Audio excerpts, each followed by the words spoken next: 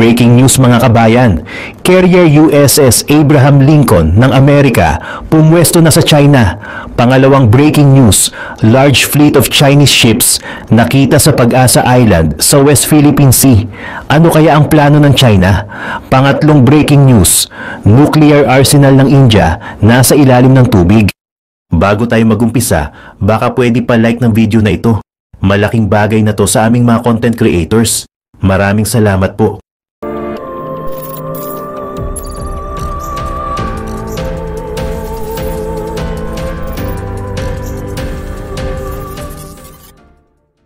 Matagumpay na nasubok ng India ang K4 Submarine Launched Ballistic Missiles, SLBM, noong November 7. Ang K4 ay inilunsad mula sa Visakhapatnam Coast from nuclear-powered submarine INS Arigaat. Ang mga SLBM missiles ay may kakayahang tumama sa mga target na hanggang 3,500 km ang layo.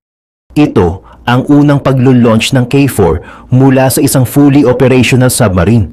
Ang mga public area warnings and NOTAM ay inilabas bago ang pagtitest sa Bay of Bengal. Ang test ay nagpapahiwatig ng significant progress in India's naval nuclear capabilities and strategic deterrence. Ang matagumpay na test ng K4 missile ay nagmamarka ng isang critical milestone in India's sea-based nuclear deterrence. Hindi tulad ng K15 na may range na 750 km, pinalawak ng K4 ang range ng pag-atake nito sa 3,500 km ayon sa defense source ANI. Ipinakikita ng test ng K4 ang India's ability to operate a fully functional submarine fleet. Ang India ay isa na ngayon sa ilang mga bansa na may mga operational SSBN capabilities to enhance the nuclear triad. Ang INS Arigaat ay ang second nuclear-powered submarine in India's naval fleet. Ang INS Arigaat ay inilunsad noong August 29 at equipped to launch nuclear ballistic missiles. Ang unang SSBN ng India, ang INS Arigaat, ay armado ng mga K-15 missiles at may range na 750 km. Habang ang INS Arigaat ay maaaring magdala ng mas advanced na K-4 missiles na may strike range na 3,500 km. Ang India's fleet of advanced submarines ay gaganap ng isang mahalagang role sa pagharap sa mga regional threats. Ang test ng K4 missiles ay kumakatawan sa India's ongoing modernization of its strategic forces. Ang ikatlong SSBN ng India, ang INS Aridhaman, ay inaasahang sasali sa fleet by 2025, pagdaragdag pa ng sources. Ayon sa West Philippine Sea Monitor nitong Miyerkules, isang napakalaking fleet ng mga Chinese ships ang nakita sa loob ng territorial sea ng Pag-asa Island. Ayon sa Sea Light Director at sa former US Air Force Colonel na si Ray Powell, nitong Martes, hindi bababa sa 73 hanggang 75 barko ang namataan sa layong 2.5 hanggang 5.5 nautical miles sa Pag-asa Island. Nasakop naman ng 12 nautical miles territorial waters nito. Ayon pa sa post ni Powell sa X, ito daw ang pinakamalaking vessel swarm ng People's Republic of China na nakita niya sa Pag-asa Island. Noong nakaraan, kinumpirma ng Philippine Navy ang mga ulat na nagkaroon ng malaking kabawasan sa mga barko ng Chinese Maritime Militia sa isla ng Pag-asa. Ayon sa pahayag ni Rear Admiral Roy Vincent Trinidad sa isang regular press briefing noong Martes, ang kanilang absence at reduction sa bilang ng mga barko ay nauugnay umano sa sunod-sunod na mga bagyo na tumama sa bansa nitong mga nakaraang linggo. Nang tanungin naman si Powell kung ang malaking bilang ng mga barko sa Pag-asa Island ay nangangahulugan na sila ay babalik pagkatapos ng mas magandang panahon, sinabi ni Powell na mahirap umanong masabi. Ayon din sa kanya, ito ay isang napakalaking bilang at ito umano ang pinakamaraming bilang na naitala niya na may good margin. Sinabi pa ni Powell na ang pinakahuling hakbang na ito ay maaaring magpahiwatig na ang China ay sinasamantala ang politikal na kaguluhan sa Maynila upang magpadala ng mensahe na direktang tumutukoy sa verbal feud nina Marcos at Duterte, ang dalawang prominent political families na dati ay magkaalyado.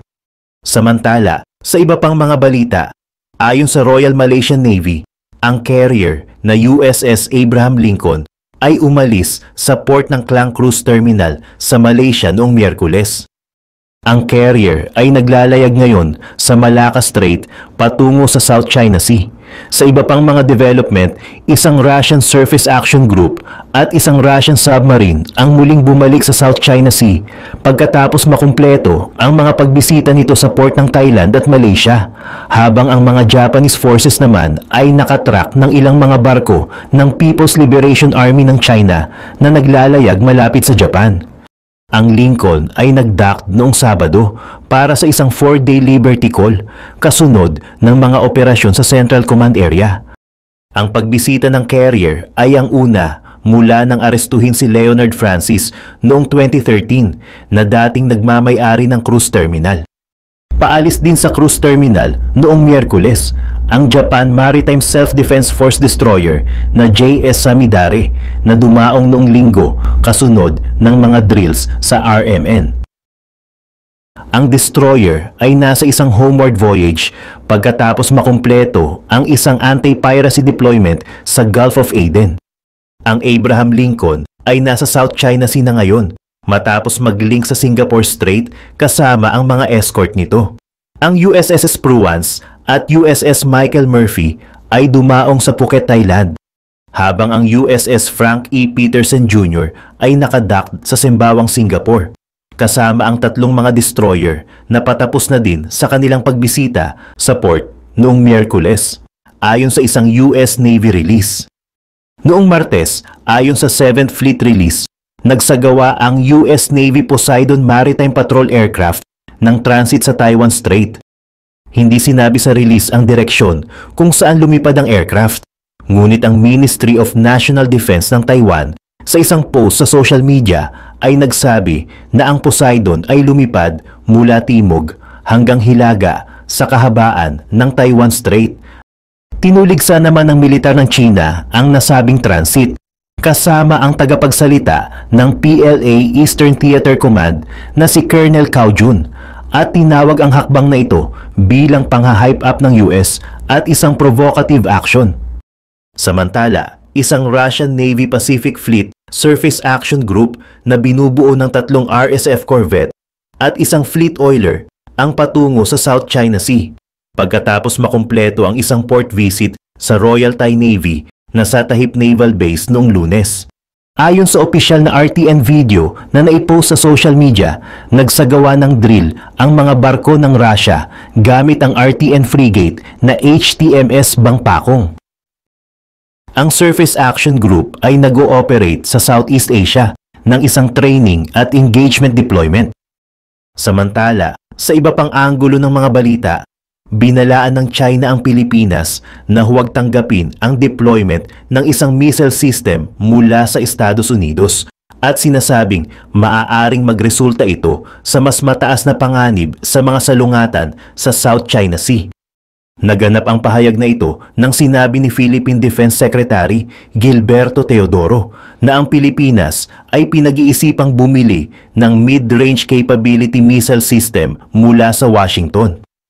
Sa isang press conference noong Huwebes, sinabi ni Senior Colonel Wu Chan na ang deployment ng offensive missile system na ito sa Pilipinas ay nagpatindi ng komprontasyon at nagpalubha sa tensyon.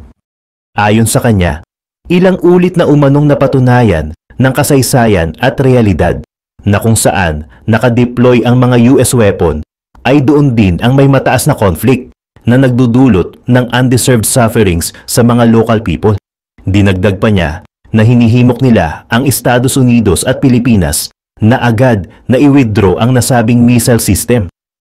Noong Abril, nagpadala ang US Army ng Typhoon launcher sa hilagang bahagi ng Luzon para sa mga military drills. Ang nasabing launcher ay maaaring maglunsad ng 2 uri ng anti-surface at anti-air munitions na Tomahawk cruise missile at ang Standard Missile 6. Sinabi ng Moscow's top diplomat na natakot si President Volodymyr Zelensky sa pag-atake ng Russia sa Ukraine gamit ang mga hypersonic intermediate range Oreshnik missiles. Sinabi ng Russia's Foreign Minister na sinisikap ni US President Joe Biden na sirain ang constructive peace plan ni dating Pangulong Donald Trump sa Ukraine. Ayon kay Lavrov, sinisikap ni Biden sa pamamagitan ng pagpayag sa Ukraine na gumamit ng mga Atacms missile laban sa Russia na mag-iwan ng negative legacy para sa susunod na administrasyon.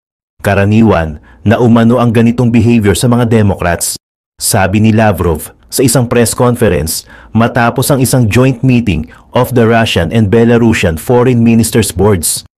Sinabi ni Lavrov na ginawa rin ni former US President Barack Obama ang parehong trick noong December 2016 nang i-expelled niya ang dose-dosenang mga diplomat ng Russia. Sinabi ng US na binigyan nito ang Kyiv ng permisyon na mag-fire ng mga long-range weapons sa Russia bilang response sa paglalagay ng mga North Korean troops ng Kremlin sa digmaan. Sinabi ng Moscow na nag-fire ito ng bagong missile sa Ukraine matapos mag-fire ang Kyiv ng mga unang Atacms at Storm Shadow missiles sa loob ng Russia sa halos 3 taong digmaan. Nagbanta si Trump na babawasan ang tulong militar sa Ukraine at nangakong wakasan ang digmaan sa loob ng 24 hours without explaining how. Sinabi ng Deputy PM ng Serbia na si Alexander Vulin na ang deliberate move ni Biden ay naglalayong pigilan si Trump na lutasin ang hidwaan sa Ukraine. Ang papalabas na administrasyon ay gumawa marahil ng most significant decision in the last 100 years na inilalagay tayo sa bingit ng nuclear war. Ang desisyong ito ay ginawa systematically and deliberately dahil sa sandaling lumala ang conflict ay hindi na ito mababawi. Nais nilang pigilan ang ipinangako ni Trump to end the war in Ukraine. Ang tanong kung kailan nagsimula ang World War III ay hindi na relevant kung ito ay mag-escalate into a nuclear conflict, sabi ni Vulin. Earlier, nanawagan ng Prime Ministers of Hungary and Poland na bigyang pansin ang warning ni President Putin tungkol sa digmaan sa Ukraine na maaaring maging isang global conflict. Sinabi ni Viktor Orban na ang hakbang ni Putin sa Russia's nuclear doctrine at ang kanyang threat to strike Ukraine's Western allies ay hindi isang bluff. Sinabi ng dating military commander-in-chief ng Ukraine na ang direct involvement of Russia's allies sa digmaan ay nangangahulugan na nagsimula na ang World War III. May mga North Korean soldiers na nakatayo sa harap ng Ukraine. Maging tapat tayo. Nasa Ukraine na sila. Ang mga Iranian Shahedis are killing civilians absolutely openly without any shame. Sinisi ni Zaluzhny na pinalayas ni Zelensky noong February at ngayon ay nagsisilbi bilang envoy ng Kyiv sa UK ang mga Western allies. Posible pa ring pigilan ito dito sa teritoryo ng Ukraine. But for some reason, ayaw maintindihan ito ng ating mga partners. Malinaw na ang Ukraine ay may napakarami ng kaaway, sabi ni Valery Zaluzhny. Sinabi ng Ukraine na umaasa ito sa concrete and meaningful outcomes sa isang meeting sa Brussels sa susunod na linggo kasama ang mga representatives ng NATO tungkol sa pag-atake ng Russia. Sinabi ng German Foreign Minister na gumamit si Putin ng mga missile na hindi pa nagagamit noon upang mapigilan ang Europe sa pagsuporta nito sa Ukraine. Nangako ang Czech Republic's Foreign Minister ng patuloy na suporta para sa Ukraine sa isang pagbisita sa Kyiv. Ang close aide ni Putin ay nagbigay muli ng warning sa US, pinamumunuan ng Western Military Alliance, NATO. Sinabi ni Dmitry Medvedev na hindi niya mai-rule out ang isang pag-atake sa mga base ng NATO bilang tugon sa paglipat ng missiles ni Biden. Idinagdag niya na walang maaaring i-ruled out when asked about attacking NATO hubs in Poland and Romania. Sa pakikipag-usap sa Al Arabiya, sinabi ni Medvedev na ang NATO ay directly involved sa digmaan ng Russia at Ukraine. Sinabi ni Dmitry Medvedev, kung ang conflict ay ma-develop by the escalation scenario, imposibleng ma-rule out ang anumang bagay dahil ang mga NATO member states ay epektibong involved sa conflict na ito. Dapat ma-realize ng Western states na nakikipaglaban sila sa panig ng Ukraine. Noong November 26, pinuna ni Medvedev si Biden amid reports of the US providing Ukraine with nukes. Sinabi ni Medvedev na absurd dahil nagdududa ito kay OA The Walking Dead. Nagbigay din siya ng warning sa Europa matapos na tamaan ng Russia ang Ukraine gamit ang bagong ICBM o Reshnik. Hindi lamang sila nakikipaglaban by shipping weapons and providing money. Direktang nakikipaglaban sila dahil nagbibigay sila ng mga target sa teritoryo ng Russia at kinokontrol ang American and European missiles. Nakikipaglaban sila sa Russian Federation. At kung ito ang kaso, walang maaaring i-rule out. Kahit na ang pinaka-difficult and sad scenario ay possible. Hindi namin gugustuhin ang ganoong sitwasyon. Paulit-ulit naming sinabi iyon. Gusto namin ng kapayapaan, ngunit ang kapayapaang ito ay dapat isaalang-alang ang interes ng Russia in full. Ito ang second warning ni Dmitry Medvedev sa US na led bloc in recent days. Noong November 23, sinabi ni Medvedev na hindi niya mai-ruled out ang paggamit ng mga nuclear laban sa NATO.